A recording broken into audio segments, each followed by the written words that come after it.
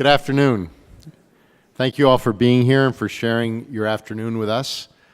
I'm Jack DeGioia, and it's a pleasure for me to welcome all of you to Georgetown University and to Gaston Hall, a place where we have gathered throughout our university's history to discuss issues of vital importance to our nation and to our world, and today is no exception. We're honored to have so many of you here today for this public dialogue on overcoming polarization through Catholic social thought, hosted by our Initiative on Catholic Social Thought and Public Life. Your presence demonstrates something profound about the urgency of this challenge and the collective responsibility and resources that shape how we must respond. We're especially grateful for the presence of our four panelists today: His Eminence Cardinal Blase Cupich, the Archbishop of Chicago;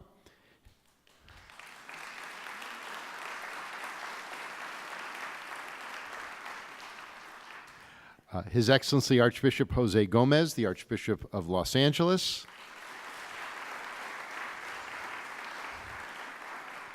Sister Teresa Maya, the President of the Leadership Conference of Women Religious and Congregational Leader of the Sisters of Charity of the Incarnate Word of San Antonio;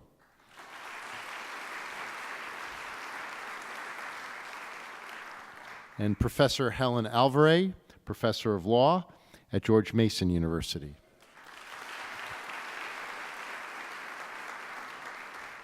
I speak on behalf of all of us in expressing our gratitude to you all for your presence here today and for sharing your reflections with us. It was almost 5 years ago we gathered right here in Gaston Hall to launch our initiative on Catholic social thought and public life, animated by a recognition of the invaluable resource that Catholic social thought provides us in our efforts to build a more just and inclusive society. The vibrancy of Catholic social thought lives in community. It lives in dialogue, in service. And under the direction of John Carr, the context for us in this community to engage the ideas of Catholic social thought has never been stronger. And as a nation and a world, with the leadership of our Holy Father, we are aware, perhaps now more than ever, of the resources of our faith that we can bring into public life, and of the leadership of the Church in bringing these values and contributions to the forefront of public dialogue.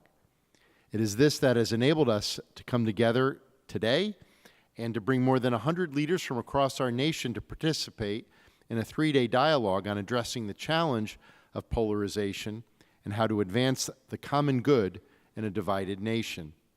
I'd like to offer a special word of thanks to Kim Daniels, who is a co-convener of this gathering, bringing extraordinary expertise from her time at the USCCB and her service at the Vatican Secretariat for Communications. And we're also deeply grateful to the GHR Foundation, led by Amy Goldman, and also the Democracy Fund and the Raskob Foundation for their generous support of this gathering. As we come together this afternoon, I'm reminded of the words Pope Francis shared in his 2013 apostolic exhortation, Evangelii Gaudium, Joy of the Gospel, about how people of diverse backgrounds can come together. He writes, quote, "We must never forget that we are pilgrims journeying alongside one another. This means that we must have sincere trust in our fellow pilgrims, putting aside all suspicion or mistrust, and turn our gaze to what we are all seeking, the radiant peace of God's face." Close quote. We start with our faith. This gives us the resources to trust one another, to seek out the very best in one another. And by being together, as we are today, we have the opportunity to find new ways of working to advance the common good.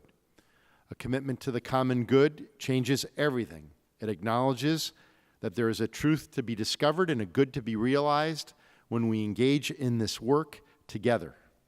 This discovery, this realization occurs in dialogue with one another, and especially with those with whom we disagree. If we begin with a commitment to the common good, we might see the challenges of our time differently, and we might find a new set of approaches and resources for overcoming the challenges of division, of polarization, of inequality, and of injustice. Coming together today, we remind ourselves that there is hope. hope that we can find present in our communities, that we can find in the characteristic spirit of our nation, and the resources of our faith, and in the commitment we share to one another. I want to thank you again for your presence this afternoon, and it's my pleasure now to introduce our moderator, John Carr, who will take over from here. John? Thank you.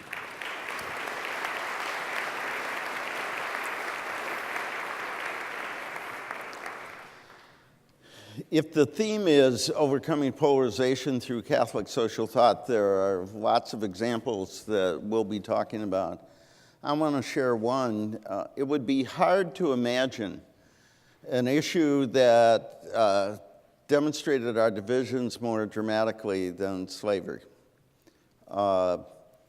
And Sister Patty just gave us, Chappelle just gave us very powerful reflection on responsibility and opportunities there.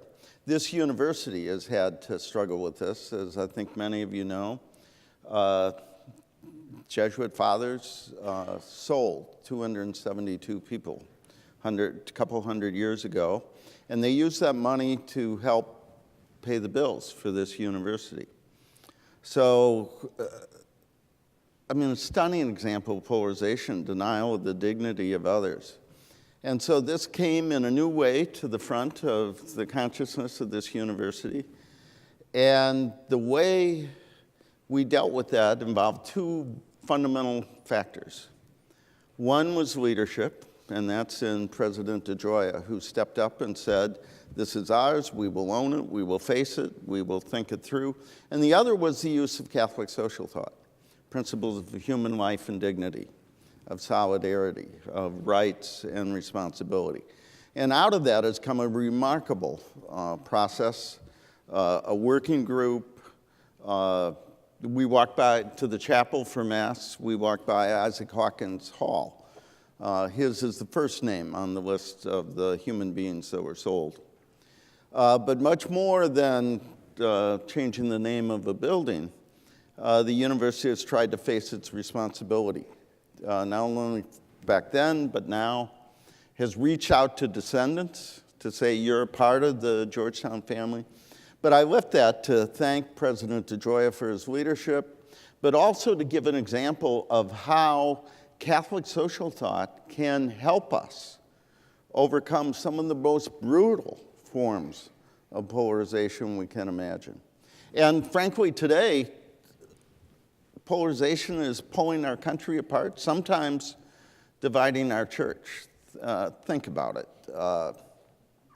Children being taken away from their mothers as they enter this country. 1 million abortions a year. Ireland legalizes abortion in a vote, overwhelming vote a week ago. This terrible stuff we've been hearing the last week, racist stuff and incredibly horrible language describing other human beings. Disregard for the truth, efforts to undermine the state. We can go on and on. We're in a difficult moment. And when you think about the institutions that could help overcome this, there aren't a lot that cut across lines of race and ethnicity and partisanship and ideology. And one of those institutions is the Catholic Church. But even more important than who we are and where we are, it's what we believe. And so these principles of human life and dignity, of rights and responsibility. And I teach a class here now, and the first question on the exam was, what's the most important word in Catholic social teaching? Because it's the way I started every class. And the word is and. We should be the people who pull things together instead of pulling them apart. And so today, we have this remarkable group of leaders. This is not your typical Washington panel. As you walk in those doors, you think, you know, who's the Republican, who's the Democrat, who's the liberal, who's the conservative? I urge you to check those impulses here. If you think about this, so we have 2 archbishops, 2 women, 3 Latinos, the grandson of Croatian immigrants. I think for the first time, I'm the token Irish-American Catholic. If think about what you know about these people and imagine who has stood up for the dignity and the lives of the unborn. Who on this panel has stood up for the role and responsibilities of women? Who has stood up for immigrants at a time of great hostility or poor families? Who has stood against violence in our communities? And so I'm testing you before I test them with the questions. So think about who's in your head as you think about this. And it's really a trick question, because every one of these people has stood up for the unborn and the undocumented, has stood against violence and racism, has stood up for the poor and the vulnerable. They are examples of, in fact, how you overcome polarization through Catholic social thought. So I'm not going to do elaborate introductions, but I am going to ask each of them a general question and ask them to put it in the context of their own experience and leadership. So for you, what is a major cause or cost of the polarization? And how can the principles of Catholic social thought help us bring the joy of the gospel to an angry, divided nation? And I'd like to begin with Sister Teresa. Teresa is the president of the Leadership Conference of Women Religious. How many here whose lives were touched by a sister in a meaningful way? I mean, we never say thank you enough. She is the leader of her community. Sisters of Charity of the Incarnate Word. Well, I know that, but yeah, some fancy title. It's the Superior General, right? Yeah, right. But it's not called that. Not anymore. Anyway, no time in purgatory for her. She is a bridge builder. She was born in Mexico City. She lived in Texas. She went to Yale. That will upset some people in this room. She has spent her life in education, and then she was chosen to lead her community, and now she's been chosen to be the voice of sisters around the country. So, Sister Teresa, what is one example of polarization, and how do you think Catholic social thought can help us bring the joy of the gospel? Well, I first thank you, John, and thank you, Georgetown, for these conversations. I think I've learned a lot today, and I'm very grateful to everyone that's spoken. And I think I bring, first of all, a migrant's view to this conversation. The United States is my second home. And I've always been impressed by that idea that all people are created equal, and that life and liberty and the pursuit of happiness are human rights. I, of course, am a little less naive now, and I know that's more the horizon than the history. And I think that is why I'm deeply concerned that the narrative of human rights and the pursuit of truth that runs deep in the American soul is so threatened right now. I think it is. And why? I think we live in a polarized society, but at the same time, we need to recognize we're all breathing the same air. That in the small and significant ways that we have contributed to this polarization by our likes and dislike and often what I would call a tribal instinct. We stay in our bubbles, in our neighborhoods, with the people we know, and in many ways we've been feeding our fear because there is the social sin and the sin of omission.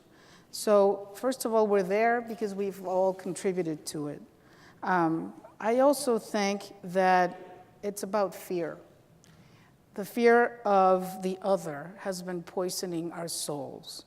And we have allowed it to justify voicing the darkest prejudice among us, and also we've allowed it to divide us. I think fear is a funny thing because unless you get to know the other, it can justify saying and doing terrible things. We've seen it everywhere. And so I think in many ways, we need to recognize and own the fears and face them. We need to name the fears of those that speak differently, that dress differently, that think differently. But we also need to realize that they're human beings. In terms of what can Catholic social teaching or the teachings of Pope Francis do for this reality, I think, first of all, the antidote for fear is hope. I was very impressed with the Pope's TED Talk last year when he said that hope is the door that opens onto the future. And I've been reading John Meacham's recent book, and I highly recommend it to everyone. I haven't finished, but he has in there a word that says fear is about limits and hope is about growth. Fear casts eyes wearily, even shifting across the landscape. Hope looks forward. So I think this is a time for us to really embody hope, to enflesh it, to make it real and tangible in the world where we are. And I think that's where Catholic social teaching has something to say. First of all, in the idea that everyone is a human being, that these migrants we're talking about, that these people who are incarcerated, that these others that don't agree with my opinion are human beings. And a civilized nation is one that can recognize the humanity and dignity of all.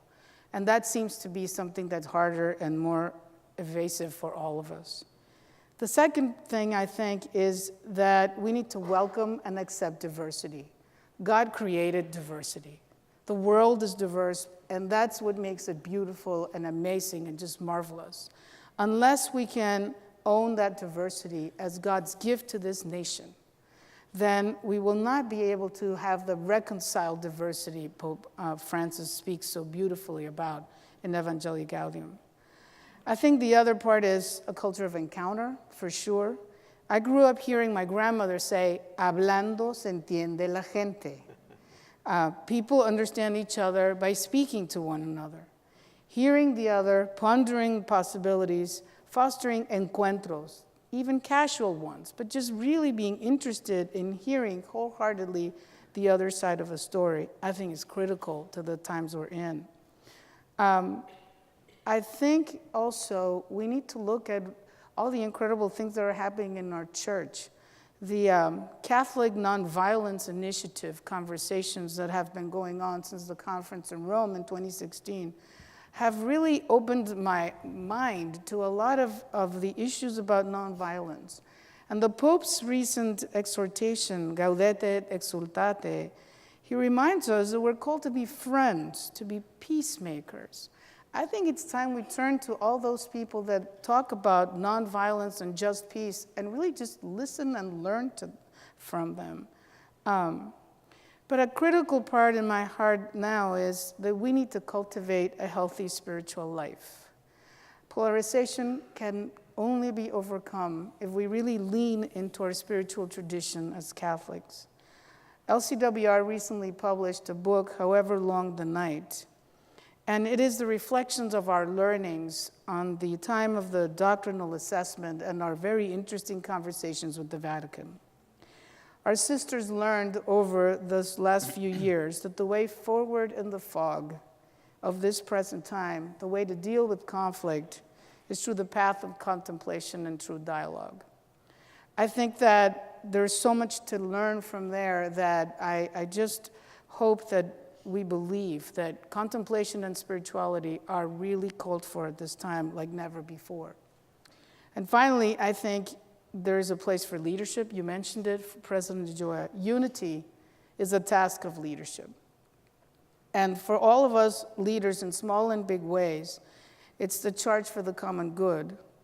And we need to recognize that the days when we could preach from any pulpit and expect resounding support are gone.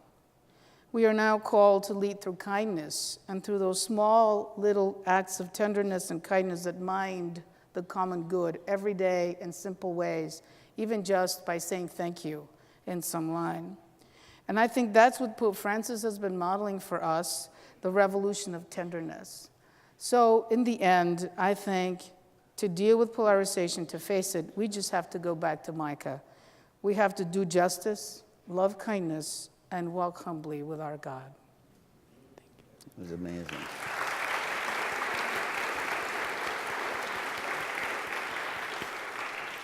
At the end, you said we should say thank you. So thank you. That was wonderful. De nada. I think many of you know Helen. She's at the Scalia Law School at George Washington. Before that, she was at Catholic University of America, but probably most of us know her for her work at the Bishops' Conference. She had a title that was worse than mine. I was head of social development and world peace. It went very well. Helen was director of planning and information. Helen was and is the most effective, persuasive, pro-life leader spokesperson in our church. No offense to the cardinals and archbishops. And part of her gift is she never chose between the child and the mother. She tried to hold them both close. She's been an advisor to the USCCB. She's been an advisor to the Vatican. She's written a number of books. The new book, I think, is Putting Children's Interests First. It's a long book.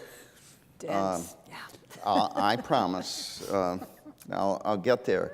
But I think people assume that when we were at the Bishops' Conference, that we were all in the same hall, that the social justice folks and the pro-life people were, fighting with each other all the time. I actually believe, I think Helen does too, we had the most in common. We really believe passionately in these principles. We really were fighting to save lives and dignity. And frankly, we were a lot more fun than our colleagues. But Helen is an example of somebody who crosses the line and builds bridges. So let me ask the general questions. You live with polarization on every TV show you go on. Right. What's the source, the cost of the polarization, and how do we use Catholic social thought to bring the joy of the gospel? Well, let me just first say thank you to John and to the president and the university. Really, and I'm saying this honestly, I don't know if I've ever said it to you personally, but I grew up with hardcore Cuban Republicans, right, who lost everything, and I married an Irish labor union Democrat, and then I met John, and who really instructed me in Catholic social teaching. I was in the middle of my master's degree in systematic theology when I started at the conference. I would have to say that I've been in, I was in very much a learning mode, and John and the work of the USCCB and my husband and his family were just wonderful influences to bringing me into Catholic social teaching fully. So I will say that here to you, and thank you. So I put together just a few thoughts on this. I think, first of all, I think there's a lot more agreement than and we should acknowledge that there's a lot of agreement on principles like dignity, solidarity, and subsidiarity. And the world, and by the world I mean, a lot of very prominent media outlets that we hear about, sort of posits the left from the right is you all don't believe in any actual truth. There's no right and wrong, and the right, from the perspective of the left, is you really don't care about the common good, do you? I think that's posited. I don't think that is actually who people are. So I want to start with a little good news on that. I think we often refuse to credit different, and I'm going to call them gifts, not sides. I don't think this is as much right and left in the church or out even sometimes as it is a variety of gifts. My gift is information, knowledge, and a curiosity since I was tiny about personal matters, sex, marriage, parenting, non-marital households. And I was always curious as to why the church taught the way it did in this area. What does it mean? Why do they say this is key to understanding how God loves and how we're to love one another? And that's been my gift and my passion. Other people's gift and passion is structural things. My husband wants to think about trade and the economy at a large structural justice way. He wants to think about war and peace that way. That's his gift. And in the church, I think it's less right and left, especially, working down the hall from John, than it was these different passions, perspectives, and curiosities. And they don't contradict one another. They work together to the point where each of us is insistent that the elephant is only the part that we're touching. I think that's typical pride that human beings have, and not a recognition that someone else has another gift and another perspective. I've got a son, to the left of Bernie Sanders, who's enlightened me on the world economy in ways that I just don't have that structural background and gift. He'll graduate next week with an economics degree. I need everything he knows and more. And people who want to know what I know about marriage and the family need what I know. I think the economy of the media, I say the economy of the media, which is built on making its profits on extreme things that generate attention and eyeballs. I think US materialism / economism. I actually think, my husband says this all the time, that it's true that we are an economy with a culture loosely attached and not the other way around, which leaves us thinking in material ways. We are also, because we are so materialistic, sharply divided. And I don't know if you've seen the paper showing that people are now, even marriages, are people from the same socioeconomic class with the same tastes in things. And communities are dividing across those lines as well. And so I think we're stuck in our material bubbles, and we're not understanding people in other areas as well. I think a shortage of time and patience, and I want to say, si supra, the economy, right? The shortage of time is very much related to the economic life that we're all leading here in this country, and we don't have time to be patient with one another's discussion and descriptions of things from other people's disciplines. I think institutions of power are skewed against religion, save in its blandest form, and I know that's a big charge, but I really do believe it's true. And I think that they're also skewed against people whose gift happens to be knowledge of the human costs of things like the sexual revolution and the loss of stable marriage and parenting in kids' lives in particular, and they're hitting the poor the hardest. And I think I put out a paper on that, or an article on that last week, and we'll talk about this later, but people threatened to kill me, to make me bleed from every orifice, to rape me. They hope my children died in childbirth. And I was talking about how poor women are suffering from, some of the presumptions of the sexual revolution. Okay, and then I would say, finally, Catholic social teaching on this. I think one of its greatest gifts is to actually say to people, if you're feeling dizzy and out of whack because things don't seem right, we don't seem to be treating people well, dizzy is correct. It is really out of whack. And Catholic social teaching is pointing out that this feeling that things are not right, we're not treating people well enough, is absolutely correct. And my favorite parts, in addition to the radical equality of human beings, radical, something, should have that in mind with, it's personal, with the Lyft driver, the guy taking your ticket at the garage, the professor whose grades can make or break your life, it's the student whose grades you're making and breaking. Radical equality of human beings combined with the fact that life is more relational than individual. To me, those, and I can talk on more later, but those to me are the greatest insights of Catholic social teaching that would help people account for what we're feeling and then also provide a way forward. That's profound and helpful.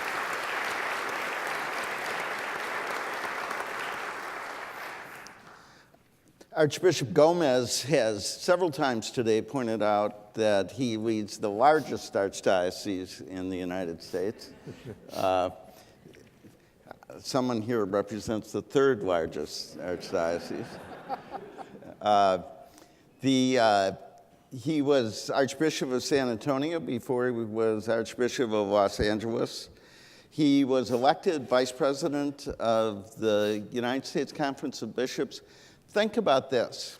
The elected president of the Leadership Conference on Women Religious was born in Mexico City. The elected president of the United States Conference, Vice President,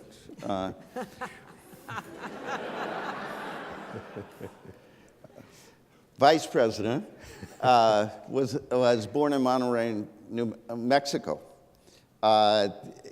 People say globalization's bad, it's something we can stop. Think about this panel.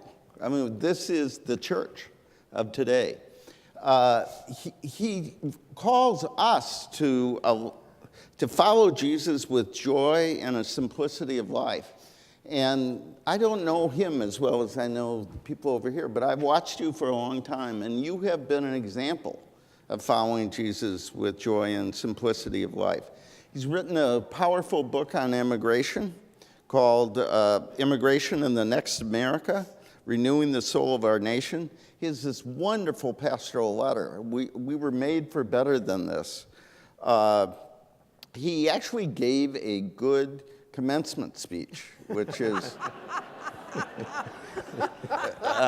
very rare to a university in this city, where he talked about the crisis of identity in our country and talked about the bitter divisions and the anxiety that afflict young people. And he said, tell a new story for America.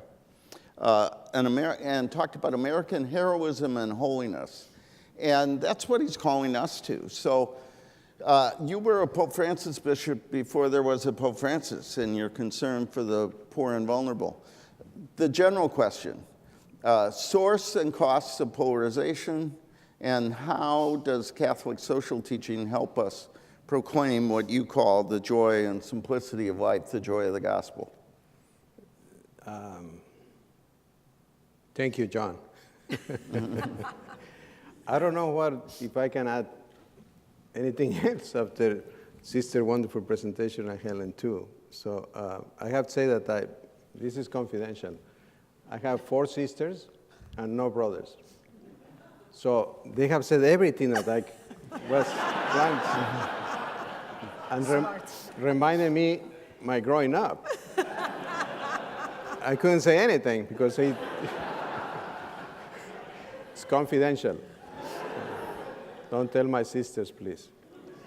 No, seriously, it's what you have talked about is really what is the root of the challenges that we face.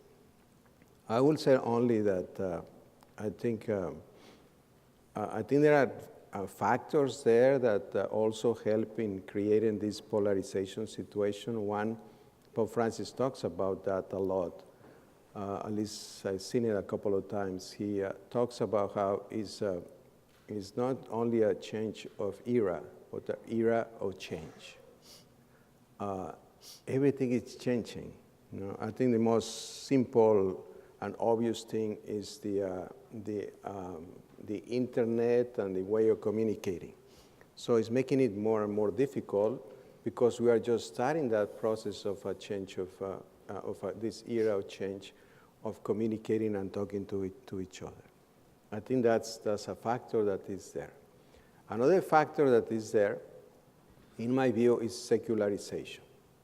You know, we are in Western civilization. We're more used to a Christian culture, especially in the United States. That's the origins of this country, and we assume that that's the way it is. My experience, as I mentioned this morning, in the Archdiocese of Los Angeles, is that, and in my view, the whole country is becoming more and more a secular country. There's a total change of the understandings of who we are in this country. So for me, what has been useful, as I was trying to explain it this morning, is to try to follow that process that the bishops in Latin America were using in analyzing and finding ways to improve the way that we minister to our people. That is called, in Spanish, is ver, juzgar, y actuar. Pope Francis uses, you know, he was a bishop in Latin America, so he was the Archbishop of Buenos Aires, correct? So he uses that system to see, to judge, and to act. Then once time we have these factors, these realities, then it's easier for us to really understand what we can do. To see these factors that I'm talking about, to judge, then what is it that the reality of the human person, as you all were talking about, how important it is to understand who we are, who God is, and how we can relate to God. And then finally, action, what we are called to do. And that's the call to holiness of each one of us, and as Pope Francis talks about, to become missionary disciples, to really go out of our comfort, to be united as a people and really bring the beauty of the life and teachings of our Lord Jesus Christ to our people. So that's, in my mind, what we can do in order that, obviously, everything is based on God's plan for humanity and God's plan for each one of us. But if we are able to exercise that process, it will be easier for us to see how important it is that we all get more involved in making our society and our personal lives, our families, our church, and our society what God wants us to do. Thank you.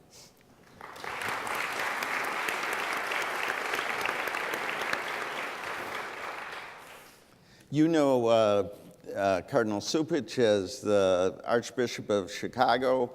You may know he's part of the Congregation for Bishops in Rome, appointed by Pope Francis. I knew him as a college classmate. Both of us were at St. John Vianney Seminary in St. Paul. And I know this will be a shock to people, but I think our classmates thought it was more likely he would be a cardinal than I would be. But when he was rector of the Josephinum and I was at the bishops' conference with that pompous title, he would bring his seminarians down to visit the conference. And I would say, if our classmates ever thought that he was in charge of your formation and I was in charge of advising the bishops on questions of justice and peace, they would leave the church. Those were Vietnam years. There was a lot going on. But I always think it's interesting. People say, you know, he's a Pope Francis bishop. Well, he's also a John Paul II bishop to Rapid City and a Benedict bishop to Spokane. So I think there's more continuity than we sometimes acknowledge. He was a part of the Synod on the Family. He has stood on questions of violence in his city. He has been well received in his city. I read a piece where there was a column in the Tribune that said, he is the voice of reason Chicago and America needs. And that was a couple years ago. And last week, there was a piece where the Tribune went after Pope Francis and the document from the Vatican on economic justice. And it'd be fair to say that they did not think Pope Francis and Cardinal Cupich were the voice of reason that America needs. But he stood up, as he always does. He's a man of courage, of clarity. He stands on the side of the poor and the weak. Let me ask you, Cardinal Cupich, in light of your experience in the third largest archdiocese in the country,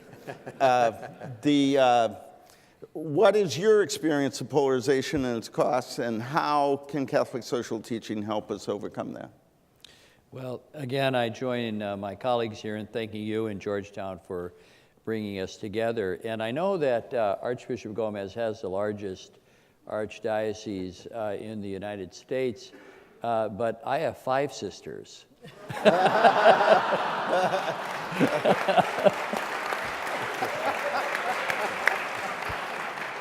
So my entire sympathy is with you on that. They tell me I have a boring wardrobe, though, so. Yeah. We've touched on an important issue here, but I want to focus on it a little more. In terms of causes of polarization, we should not underestimate the fact that fear is so present in the lives of our people today. And there are merchants of fear. There are a lot of people making money off of selling fear, making people afraid. If you see kids in grade school of different backgrounds, religions, races, playing together, working together, they're not afraid. People are taught to be afraid. And I think that we have to own that as a nation, that that's happening to us. People are being told to be afraid. And I think that it is something that, whether it has to do with campaign finance reform or the way that maybe we witness as a church about how this phenomenon is happening in our society today and separating people, I do think, though, that we have to address that particular issue because people are being taught to afraid, and people are making a lot of money off of that. I also, as I look at the cost of it, the cost to one of them, of course, is the division that we face in our nation, where we're not just separated over ideas, we're separated into groups. And that's the difference between partisanship and polarization. Partisans were able to get things done, even though they disagreed on things. They could reach across the aisle. But we're at a point now in which we're so polarized that we're living in our own isolated worlds. And we have our own sources of information that we rely on, that we dismiss out of hand anybody who differs with us. And so we're not getting anything done, legislatively or whatever, on the real big issues that we have in our society today. So that's a real cost. But another cost is the dehumanizing impact it has, where there are especially minorities and others who are vulnerable are counted as nothing, whether that's the unborn or the migrant, the individual who, like in our city of Chicago, dies on the street and the news media casually reports it as gang violence. In that way, somewhat minimizing the value of the person who died, even if they were not a gang member. So we begin to, in some way, dehumanize segments of our population as though they don't count. And I think that that is one of the real costs as well. As I think about a pathway forward, a way to address all of that, I think an event like this is a paradigm for that. It's a convening. It's getting people together. Just two examples beyond this day. I'm the chair of the board, the chancellor for Catholic Extension, which helps almost 100 dioceses that are mission dioceses in this country. And last year, some of our board members and I went down to Texas and to visit Sister Norma. Is she still here, Sister Norma? Are you there? Right there. There you are. Sister Norma was the recipient this year of the Laetare Award at Notre Dame University.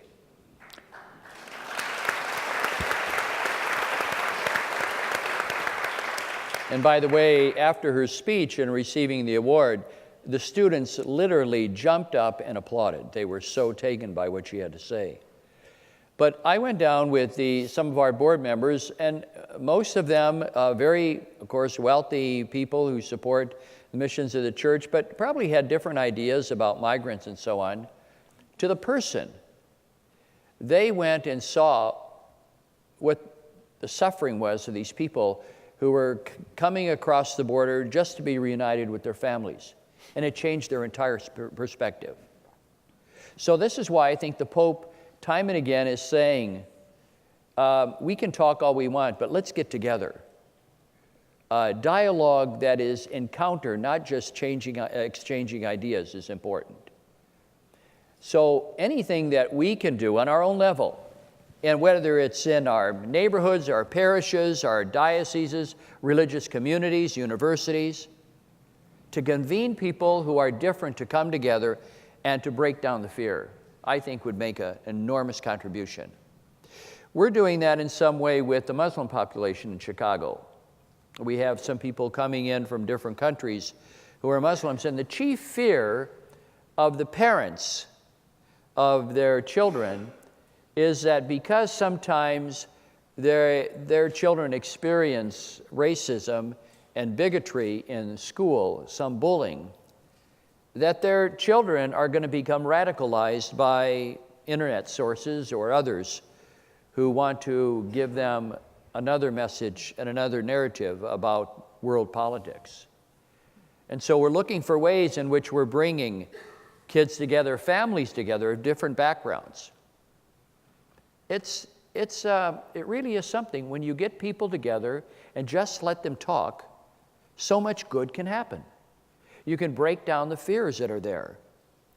And so that's why I really feel strongly about what the Pope is saying in terms of dialogue. He's not talking about, let's get in the room and hash out our differences in some sort of Hegelian dialectic. But rather, what he's saying is that the dialogue he's talking about is to encounter people. First of all, let's get to know who they are, what they care about, what they value. And you'd be surprised how people of different backgrounds have so much in common. And I think that can be an enormous contribution that we can make in a Catholic Church that has an enormous footprint in this country, from universities to parishes to schools, communities, families that interact. I think that can make a big difference. And I would encourage all of you here today to think about what you can do on that level. In that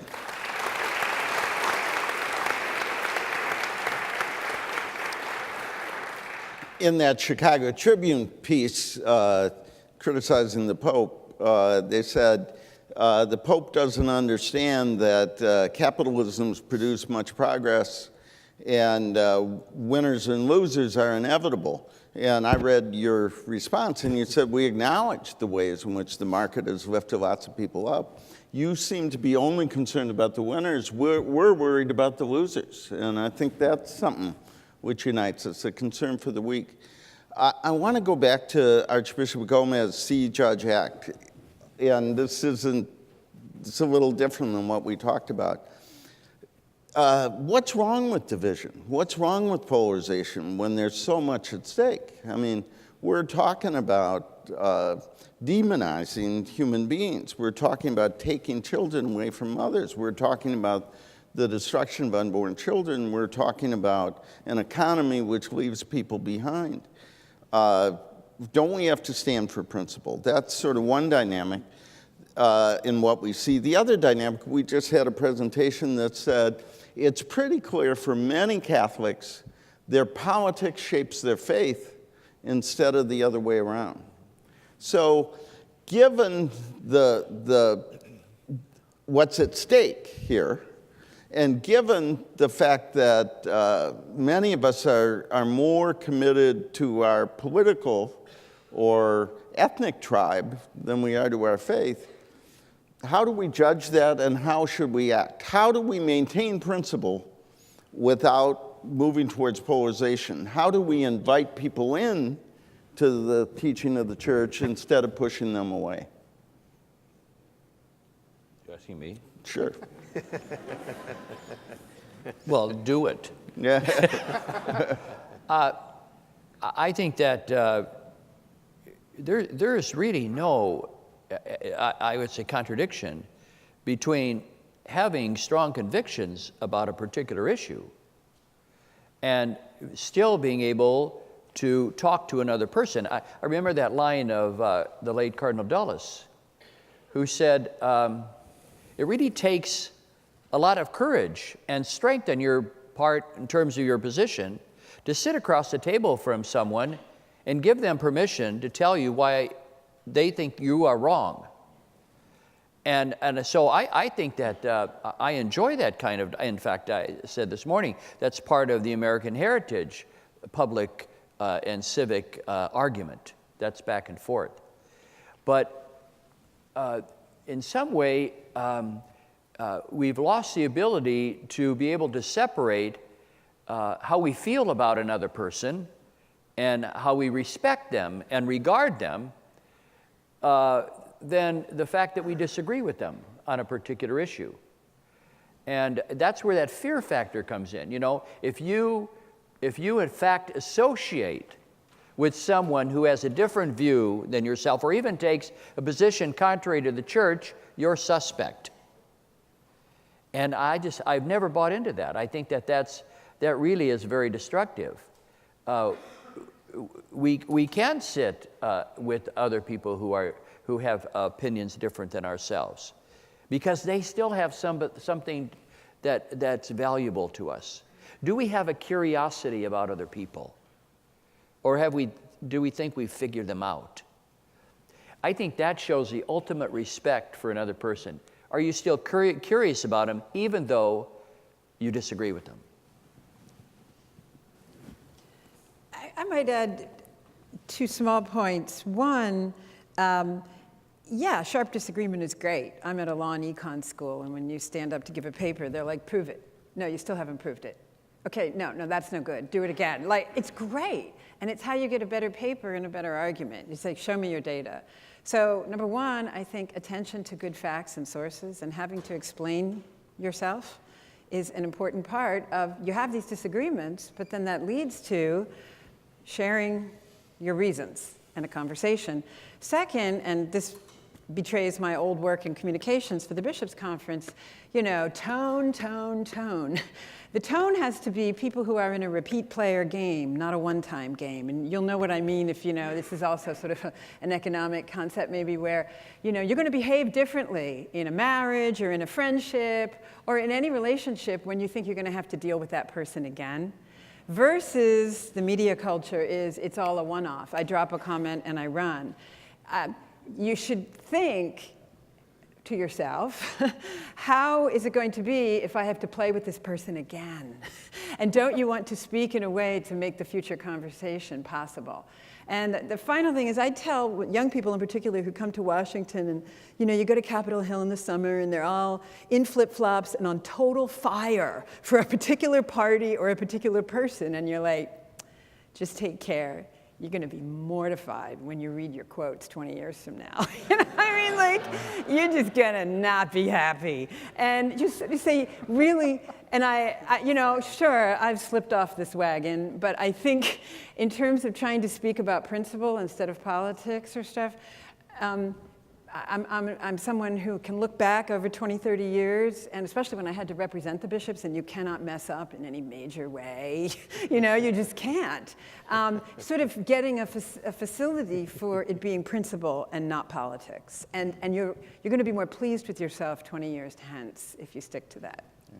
Sister, this is a bit of a curveball, but probably the most successful dialogue that started out badly in the church was the conversation between the Vatican and LCWR, in that there were concerns, accusations, and I was impressed that there were people in Rome and people here at LCWR who said, let's not go to DEFCON 5. Let's not go to war in the newspapers.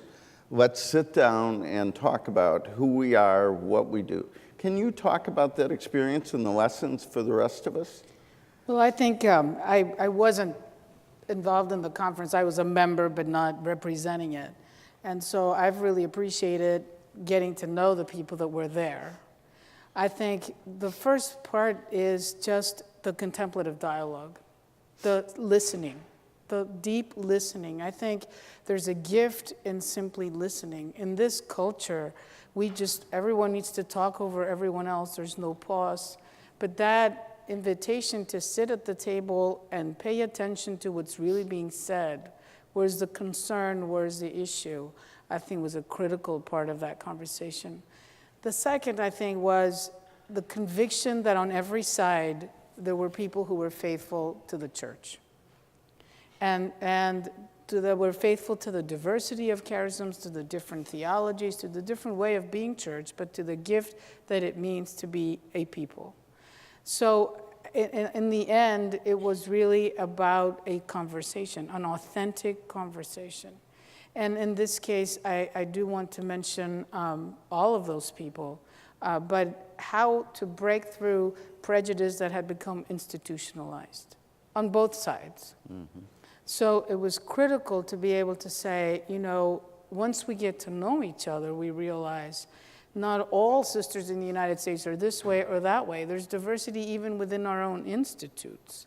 And so to learn that the generalizations are really harmful, and to be able to sit back, pay attention, and to notice, and to really notice everything else that's going on and all the gifts that are there. And I think even in the questions and the challenges that sisters have placed to the church, I think the church will be very grateful for those in the long run. I think they're starting to be very grateful. Archbishop, you are in the middle of a huge national fight over immigration. Your brother bishops look to you for leadership. We look to you. And I've been struck by the fact that you have a way of humanizing this debate that gets people to sort of look anew. Talk about your experience. You have a unique experience. You're an immigrant. You're in a diocese that is full of immigrants, has enormous vitality, and yet you're not seen as somebody manning the barricades. You're seen as somebody standing up for human beings and principles. How should we carry forward our principles in the middle of enormous controversy, anger, demonization? How have you done this? How do you recommend we do this? Well, I think basically what we have been talking about, the immigrants are people, are men and women, children, boys and girls, parents and children. So that's what we all need to see. It's easy to talk about the legal principles that we have in our country, but if we see that these people are just like us. My experience growing in Mexico, and my mother grew up in San Antonio, Texas, so we had both cultures, so it was easier for us to understand. It's the same people on both sides of the border.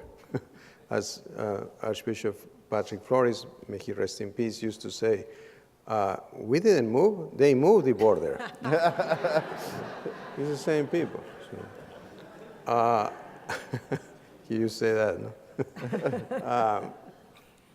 So I think that's what we need to understand. And a little bit is what we all are talking about the challenge between faith and politics. I was thinking, it's similar to faith and science. You know, nowadays the next generation is saying we trust science more than we trust faith, and the perception is there is a contradiction between faith and science, which is not real. It's all together. I mean, science it comes from faith, from the understanding of God's plan for humanity.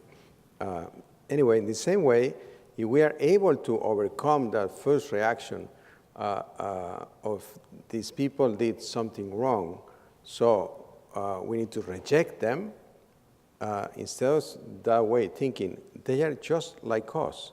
They come here. I had a conversation with somebody originally from Italy, and talking about immigration, and he was telling me, these people need to go back to their countries. And I said, where did you come from? Your parents came here because they wanted you and your family to give you and your family a better life. These people are coming here for the same reason. And so when we see that, we understand that we need to find a solution. The challenge that we have also is that the perception out there is that the church is for open borders and that we want everybody to come to the United States. No, we are for legal immigration as it makes sense. So I think it is a combination of things, but once that we understand that these immigrants coming to our country are just like us, and we need to communicate with them and talk to them and see how we can help them and find the solution for our immigrants. I don't know if I answered the question. But Bishop Ricardo Ramirez was on this stage when we were talking about immigration, and he said, my family came here by boat too. It was just a shorter trip. It took about 8 minutes across the Rio Grande. Yeah, for those of us who come from Europe, it was a lesson. We're going to invite people to ask questions. If you could bring the mic out. Let me, in transition, it's only a few years ago that Pope Francis was here in Washington. In your commencement address, Archbishop, you talked about the canonization of Junipero Serra. He is an advocate of dialogue. He was an advocate of engagement. He talked about humanizing this. The moment for me on immigration in that trip was when that young girl broke through the lines and gave him a letter and said, "Don't deport my parents."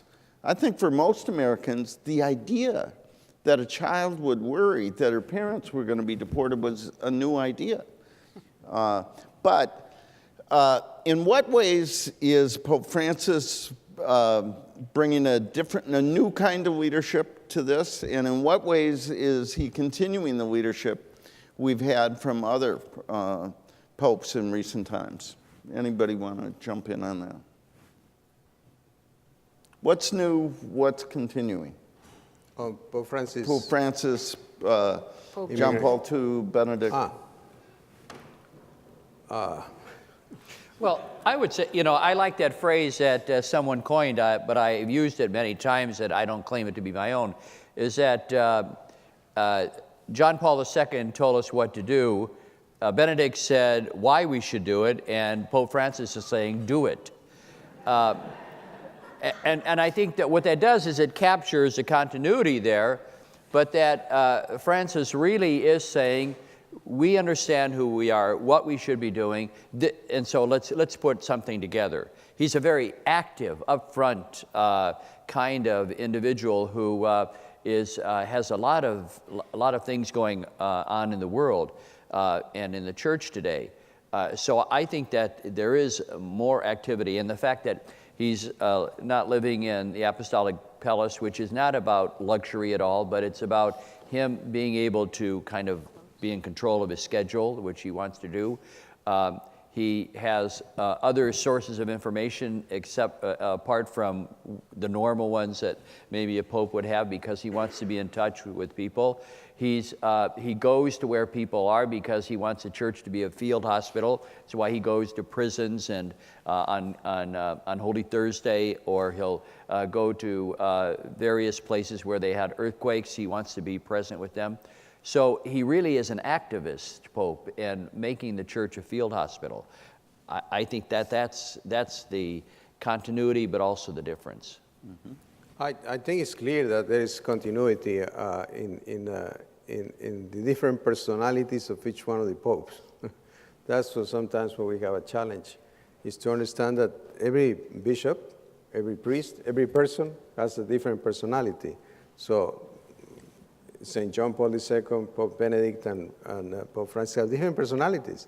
But the Holy Spirit is helping us to understand the different aspects of culture and also of the needs of the world. So what Cardinal Cupich was saying, Pope Francis is bringing in a clear way the action that the world needs from all of us Catholics. When Cardinal Tobin was here, he told the story. I don't know if it's true. I hope it is. But apparently soon after the Pope was elected, he saw the story of the drownings at Lampedusa, and he said, we should go there, to his new staff. And they said, oh, yes, we should. It takes a long time. We'll work it out. And a few days later, he says, how's the trip to Lampedusa coming? And they said, oh, you have no idea how much it takes. And according to Cardinal Tobin, some higher up in the Vatican got a call from Alitalia and said, you ought to know that some fellow named Jorge Bergoglio has bought a ticket to Lampedusa. And he went to Lampedusa. We have had a lot of discussions on Pope Francis here, some very sophisticated. Michael Gerson said, I'm not a Catholic. He says, you have a pope who's a troublemaker. And he said, and there's nothing more interesting than a troublemaker with a plan. And I thought that was very sophisticated, and I drove home with my daughter, and I said, "What did you think about all the stuff about the Pope?" She says, "I like the person," I think it was Kim Daniels, who said, "He walks and talks like Jesus." So there is an authenticity there. Jim, I want to identify for the people who are here with the convening, Jim is the person who has provided the leadership for us in our liturgies and penance service, so we're very grateful to you for that. My name is Jim Wickman. I'm the Director of Catholic Life here at Georgetown. I work in campus ministry with my colleague, Father Greg Shendon, one of our Jesuit priests. We work very hard at the kind of thing you're talking about with our students, bringing them together in relationship and building relationships throughout all of campus ministry. So my question is, one of the things that we've discovered with students is this, this idea that they have that dialogue is about coming together to convince the other side that I'm right. Mm-hmm. And so that idea has made it difficult for us to really mediate or convene the students who are on different sides of various issues, to bring them together. But if you could comment on that, I think that's one of the things we need to overcome. It's just that idea that you have to go follow my way. Otherwise, what's the point of me even sitting down with you? Okay. Helen? A thought that I have, so it's different at a law school because after you train a little, you understand that you never have all the answers. Like, you can even win a big lawsuit and say, wow, if the other side had just thought of X, I'd have been toast. You know, because you know that there's more. So sometimes, I think you might want to say that there's a lot of fields in which that doesn't happen. Law is one of them, undoubtedly every scientific field.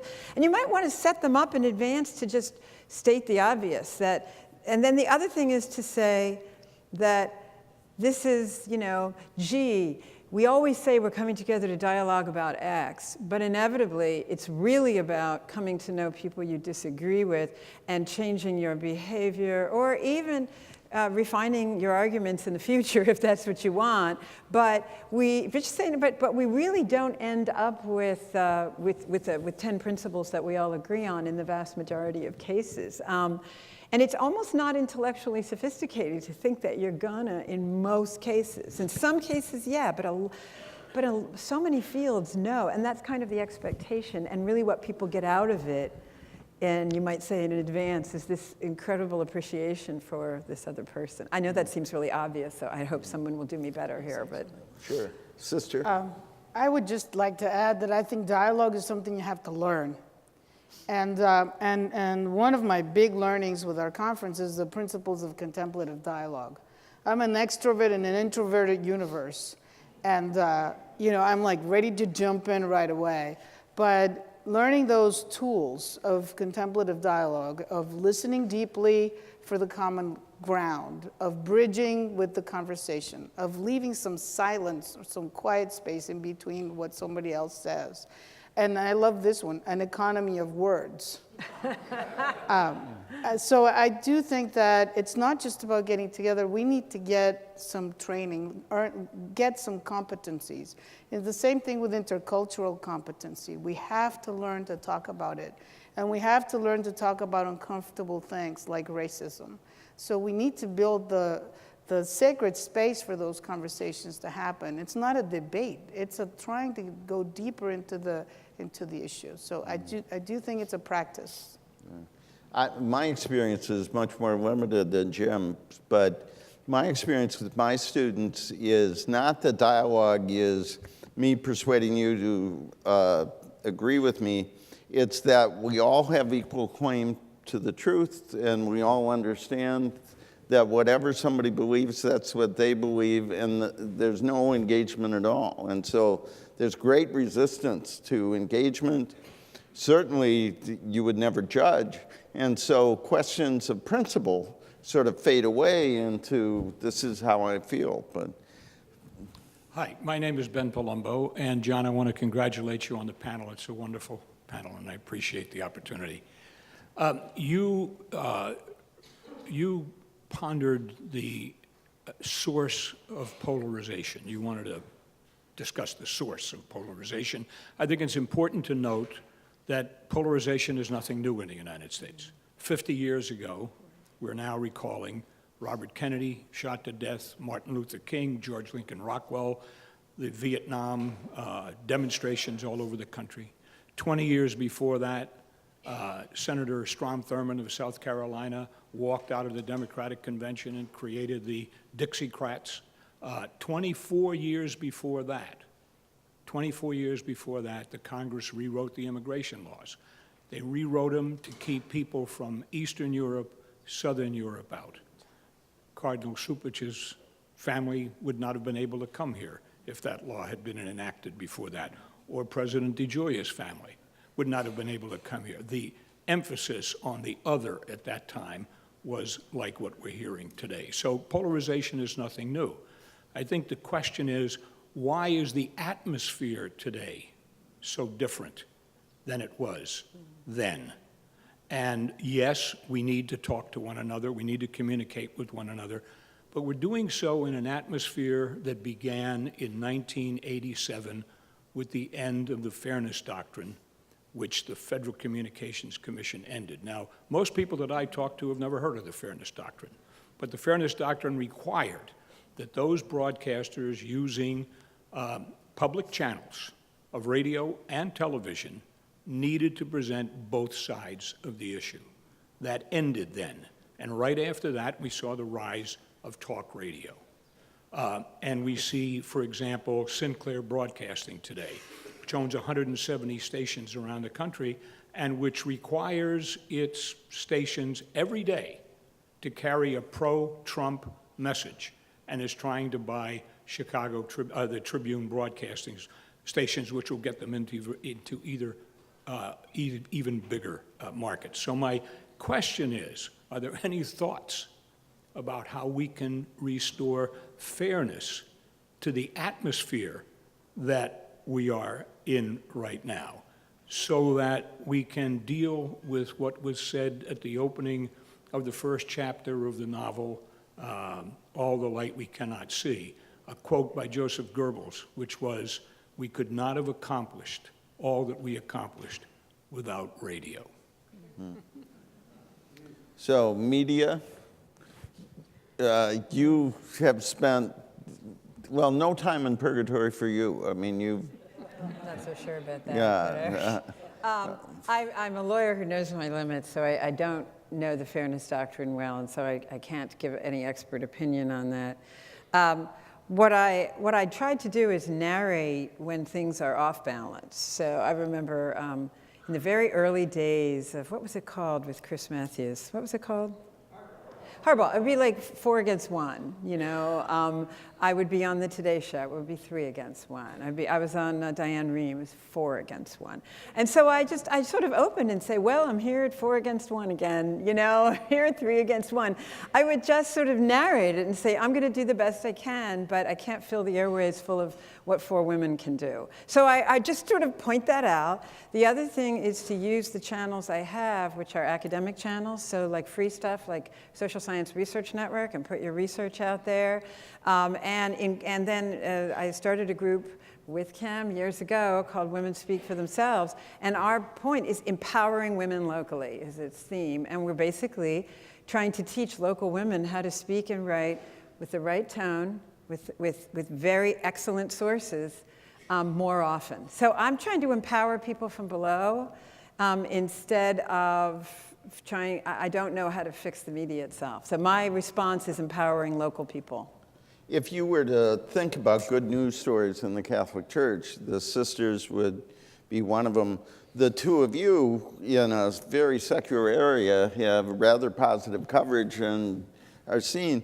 But as Ben says, being overwhelmed by all this stuff. Any advice how we break through? Well, I think from my own perspective, I try to be engaged. I go and meet, for instance, with editorial boards of the papers, also with electronic media, to talk to their producers, and just to let them, again, get to know who I am, so that there is an open, like for instance, when the Tribune went after the Pope's letter, or the Vatican's letter on the economy, our communications called right away and said, would you accept? Oh, yes, they said right away they would do it. So I think you do have to build those relationships with the media and do it, and you have to have something that you're substantially going to say. Because I think that you can't take for granted that they're going to reject you, or you're not going to be able to engage them or make your point, or that they're going to misrepresent you. I think you got to keep in the game. You can be I think a lot of times bishops get turned off by the way that the media treats them in terms of unfair coverage or lack of coverage, and so we give up. I think we got to keep at it. We need to be more media, not only savvy, but engaged, because we do have a voice with people. It is a platform in our large dioceses that we have to be able to engage a broader audience there. And it's at a cost, because you're going to get criticized. You know, somebody wrote against my rebuttal of the Tribune the day after. You can't be thin-skinned. You know, you forget about that. It's over. But you've got to be in the game. I said this morning that John Courtney Murray said that at the heart of our American republic, and this is something John McCain said in his recent book, is that we continue to engage the argument. And even when we come to a point of agreement, we should still argue, because we still have to form a more perfect union. Archbishop Gómez. Just one practical thing that we're doing in the Archdiocese, and I think is the evangelization of the digital continent. So we're very active in the internet. We have a really good, extraordinary digital department in the Archdiocese, and it's really helping us to be more active in trying to keep our point of view and the teachings of the Church and our faith to the people where they are now, which is the digital continent. I think Pope Benedict talked about that, just saying that it is the time when we need to be involved there. As the missionaries came here to evangelize this continent, we need to be there to evangelize the digital continent. Sister? I just wanted to add that it's a 24/7 news cycle, and it needs a lot of content. And so I believe that we have to be out there, and we have to be writing, we have to be doing all kinds of presence in any medium. But I also think part of the challenges that has happened in the last 23 years is that we've lost some of the local coverage, the local newspapers, the local radio stations. And so we also have to reclaim the local story, because that's what builds community. And now we have these massive media enterprises that own all the newspapers, and we're all reading the same things, but we need to start building it from the ground up. That's how democracy started, and it has to happen in that area as well. Sure. I think there are 4 people in line. Can we do 2 by 2? And then I'll ask the panel to respond to 2 questions, and then we'll do the last 2. Okay? Please identify yourself. Yeah, my name is Janae Isler, and I'm very grateful to be a part of the convening this week.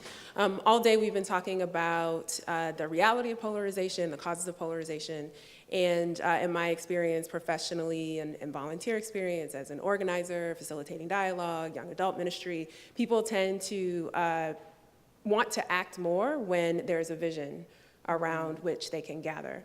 And so we've spent most of the day talking about the reality of what we're dealing with, and I'm curious if any of the panelists would like to speak to the vision of what the church and our larger society would look like if we were to, in fact, overcome polarization. Okay. Hi, I'm Jane Varner Malhotra. I'm a graduate student in the Liberal Studies program here, and I'm pleased to see this really principled panel here today at Georgetown, especially the women who are here, but also the men who've been educated by women through your sisters. I have 4 children. I have 3 daughters, ages 17 through 21, and then I have a son who's 13, and he's educated and being educated on an ongoing basis by his older sisters. But to that point, and back to President DeGioia's comment about being here for the common good, how can the church ignore the polarizing social sin of sexism that's at the very core of our leadership. So many wonderful women are influential in the church and in their quiet ways and in their outspoken, wonderful ways. But how can I raise daughters and tell them that this is a church for them when they can't see themselves as equal leaders? So I leave that to you. Okay.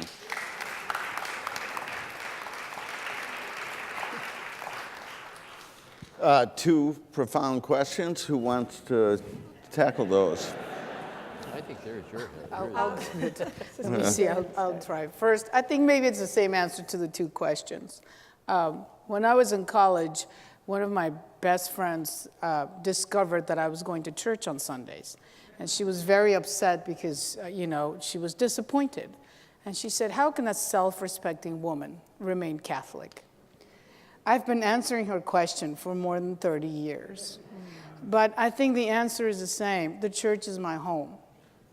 And so what's the vision? We need to create a church that is a welcoming place for everyone, where everyone has a place, where everyone can feel respected, where everyone can have a part. And I think we could struggle all we want with, the Vatican or the high positions or the low positions. I don't think it's about claiming any place in the hierarchy. It's about claiming a place in your local community. So if your local community is a place of welcome and a place where people are embraced and encouraged, where people can cry with you when there's a challenge, I think that's the vision. We need to start small, but we also need to trust each other that we can do it. I would offer two things. One, to me, it looks like a particular piece of cooperation that people can see, and they go, I love Luigi Giussani, and my favorite book of his is At the Origin of the Christian Claim, and he says, Jesus was just too good to be true. Like, how is anybody this smart, that humble? How is anybody this powerful, that good to the vulnerable, right? And so we're supposed to be too good to be true. I love that line. So, that thing, I forget where the immigrant was from, but the guy who bounded up 4 flights of balconies to save a child, right? And to me, we're like, oh my gosh, I don't know whether he's here with papers or not. All we knew was that this human being saw a need, responded to it, respected life, saved a life. It looks like when I used to traipse, and this is actually very good news. So when I was working for the Bishops' Conference and before I had kids, I was on the road 100 days a year. And I slept in, I probably slept in most of your houses. I was at the breakfast table in the bunny slippers. I was with people in the church. I saw every diocese but one. And what I saw was, the lady running the Crisis Pregnancy Center, she's also helping staff this gigantic warehouse full of stuff for homeless people and women in crisis pregnancies. So I saw that this disparateness was not existing as much in these people.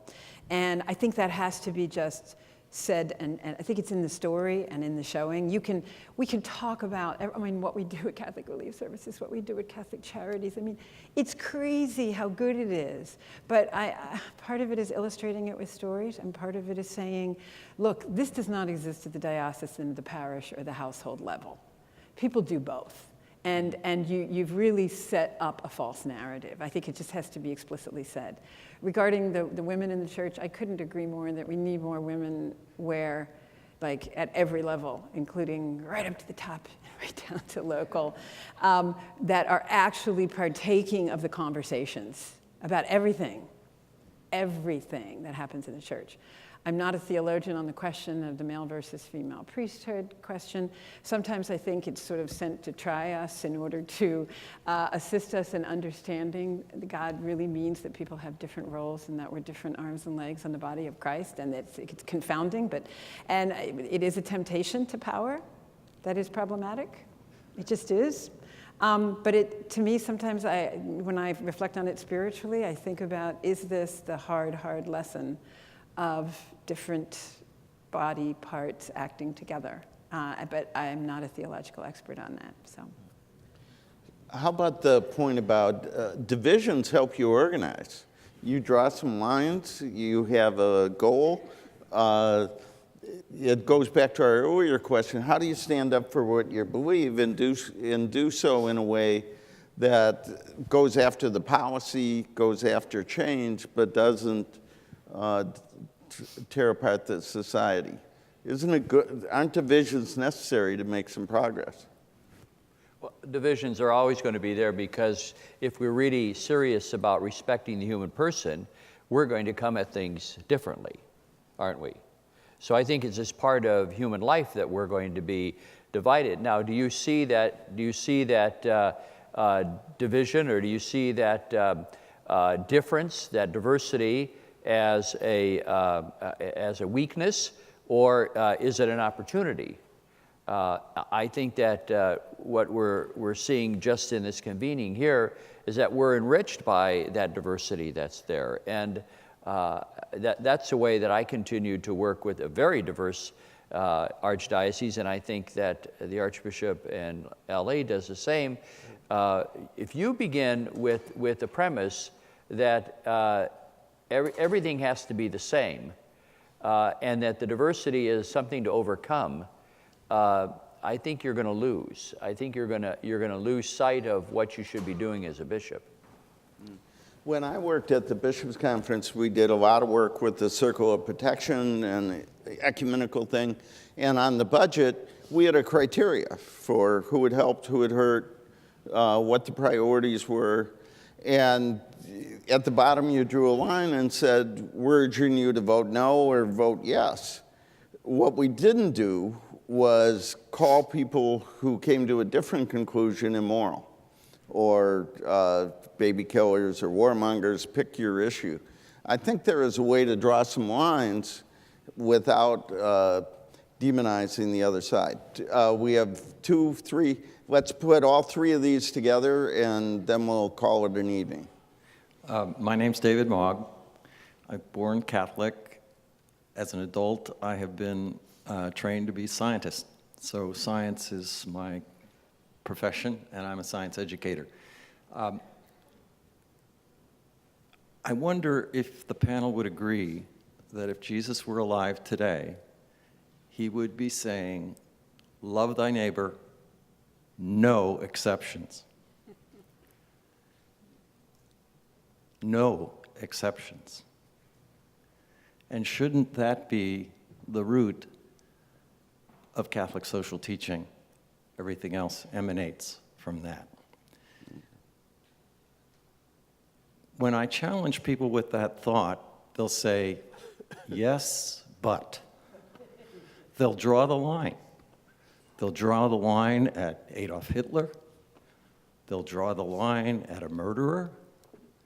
They'll draw the line at a white nationalist. Because I'm a scientist, I figured out how not to draw the line. Mm-hmm. I'm so delighted that the word tribalism came up, and fear was mentioned several times. Both of those are things that God has given us. They're hardwired into our brain. People who are afraid are not people that we demonize. Mm-hmm. What I've come to understand is the white nationalist is not a person who, well, we use the word hate,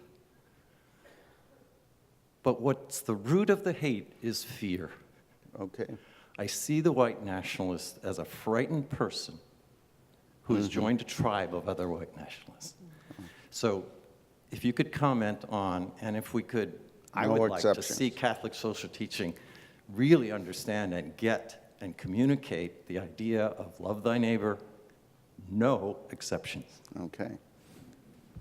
Hi, I'm Francis Creighton. I'm an alumnus here and a teacher at the Public Policy School as an adjunct. And thanks, Jack, for having this entire thing, and thanks, John, for doing this.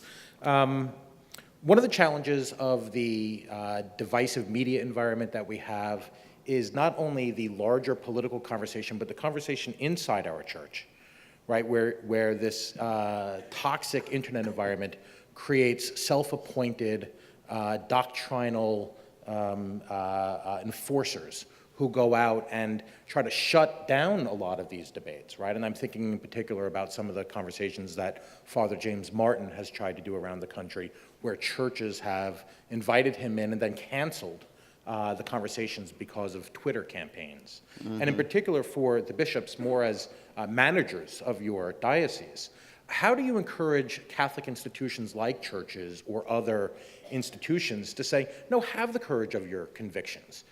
Here's somebody who is a priest of the church and is doing something. Have the conversation, even if sometimes we disagree with it. Have the conversation, I'll have your back. Because I think a lot of these churches don't necessarily feel that, and the first thing you do is, well, there's a controversy, let's cancel, we'll take it out of the church, we'll do it somewhere else. Sure. So thank you all for doing this, and I look forward to the answer. Okay. Last but not least, Joan. Hi, John. My name is Joan Neal, and first I want to thank all of you for this very enlightening panel and dialogue in general. I want to start with an observation. John, you began the panel by talking about this university's experience with slavery as an experience of, or an example of polarization, and how the university has addressed that. But it struck me as I looked at the members of the panel that there's not an African American Catholic on this panel. And you made a further comment later on that this represents the church, and actually it doesn't.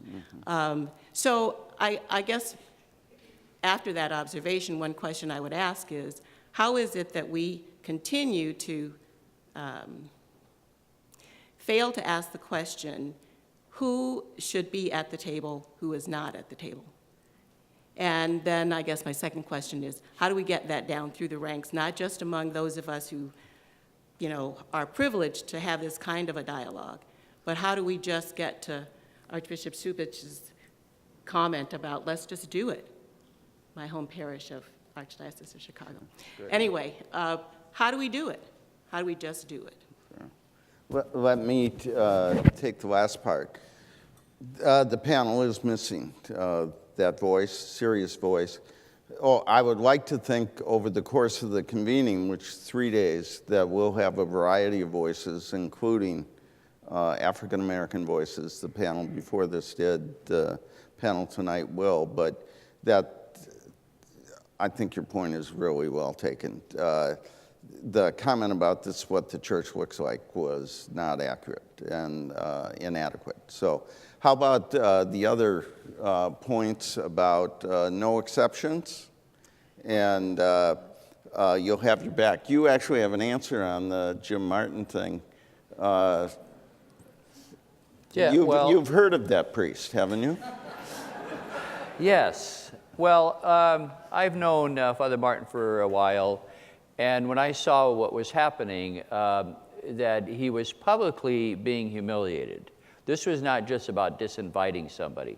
This was an attempt to publicly humiliate a priest who has given his life for the service of the church.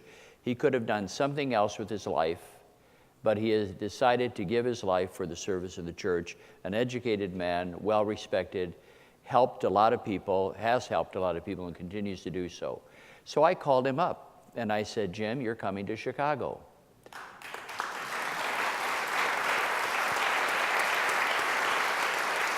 And I did it, and I said, you're coming to the cathedral, and I want you to give a couple of talks during Lent, and I'm going to be very public about it, that I'm doing this precisely to repair that damage, because somebody needed to stand up and say, this is wrong. This should not happen to somebody in our community. And I think that we should be willing to take that kind of action. I'm not out to look for a fight or to cause trouble, but it just seems to me that something's wrong. Now, as a way of full disclosure here, this is the pedigree of my father. My father, when he was 48 years old, had to leave his letter carrier work because he got Parkinson's disease. And then he got himself back, and he would go and do volunteer work with St. Vincent de Paul, and he would visit the people on his former rural route, and he saw their nutrition was bad. So he went to the county board in the 70s and says, there's a new program called Meals on Wheels. We need to help these people. And so the county board said, no, we don't want any of these federal programs here. It's just too complicated. So like any other good Croatian, he got mad. And he ran for office. He went door to door on a single issue campaign and won in the primary by 26 votes. He served 3 terms, and to this day they have Meals on Wheels. Well, that's the environment that I grew up in. And so I don't have any particular way of saying that I'm courageous. I just follow the example of how I was taught by my parents. When something is wrong like that, you have to say that. And I think more of us have to stand up and just take on those issues of the day and not sit back and let somebody else do it. If we're in a position to say something's wrong, I think we should do it. Could I ask the Could I ask the other panelists to either respond to the question or offer a closing comment, and we'll bring it together? I just want to answer to the question of how the church is going to be in the future. And I have the blessing of being the Archbishop of Los Angeles, and I see the church as the family of God. We have, as I said this morning, Mass in 42 languages in the Archdiocese, people from all over the world. It is really the Catholic, the universal church. So I think that's what is going to happen in our country, and I think that's the way it's going to be. Sister? I think one thing that we haven't mentioned, but that I believe is at the heart of American polarization, is the unresolved issue of racism. I think until we really enter into that conversation honestly and with vulnerability, we won't be able to move forward. And I think within the Catholic Church, we have some work to do. And so I think that is the particular kind of brand of polarization of this country, which keeps popping up in history, and it's time that we started to face it honestly. Helen? So, in the future, we're not going to be spared continuing religious freedom debates.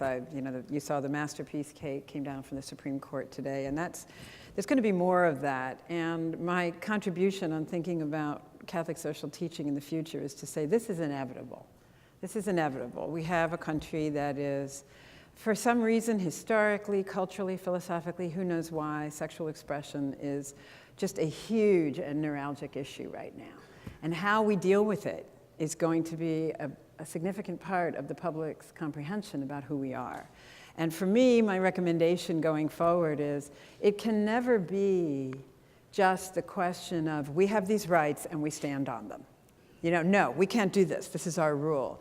It has to be, here is our teaching. Here is how it's related to the common good. So in these difficult, questions, whether it's, contraception, you want to talk about the 3rd, 4th, 5th, 6th, 7th, and 8th rails, to say, we know our teaching is not widely shared. We are trying to witness to be one of the very few religious communities that has, or any community, that has a particular view of the weight of sex, its link with tomorrow, the future, family, kin, love.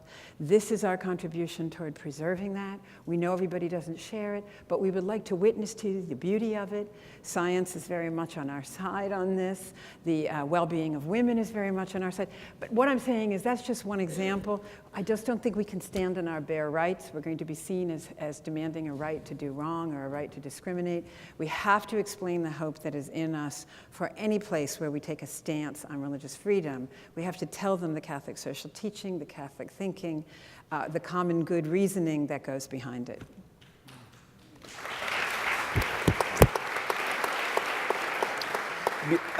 Before I bring this to a close and ask you to thank our terrific panel, it's not complete without a preview of coming attractions. On June 18th, we have the 3rd of our 3 sessions that the Democracy Fund is helping us with on faith and the faithful in U.S. politics.